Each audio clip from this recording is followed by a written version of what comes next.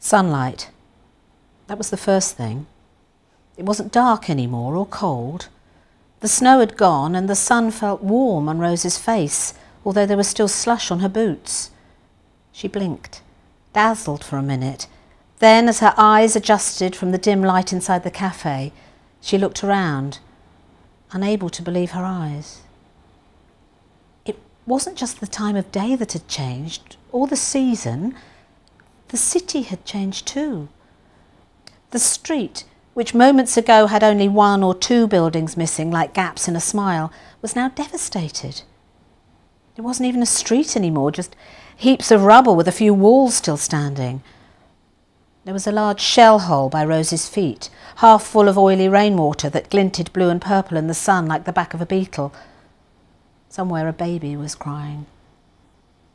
With a growing sense of panic, Rose turned to look back at the little cafe where she'd just been sitting, watching Joe eat egg and chips.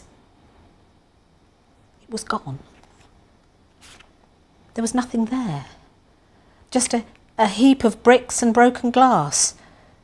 The back wall was still there, but the doorway through which the old woman had brought Joe's meal was a gaping hole. Beyond it, Rose could see the remains of her kitchen, a smashed stove, broken furniture, saucepans on the floor. What had happened to the old woman, she wondered? To the mother? To the little girl with the green hair ribbon?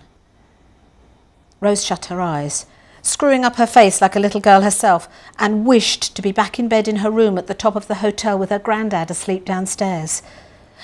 It was a dream, she told herself. It had to be. She'd seen the grave of the boy soldier, Joe, Valentine Joe, and she'd got upset. Mum always said she was too sensitive.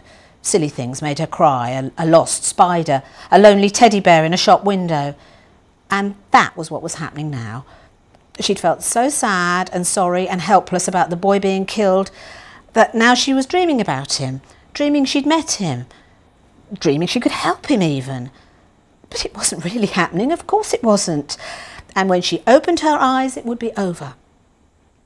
She opened her eyes. It wasn't over. Nothing had changed. It was all still there. The sunshine, the shattered street, the baby crying. It was real. And Rose was part of it. Whatever it was, wherever it was, whenever it was, she was there. And she didn't know whether she could ever get back to Grandad, to London, to Mum. She didn't know what to do at all.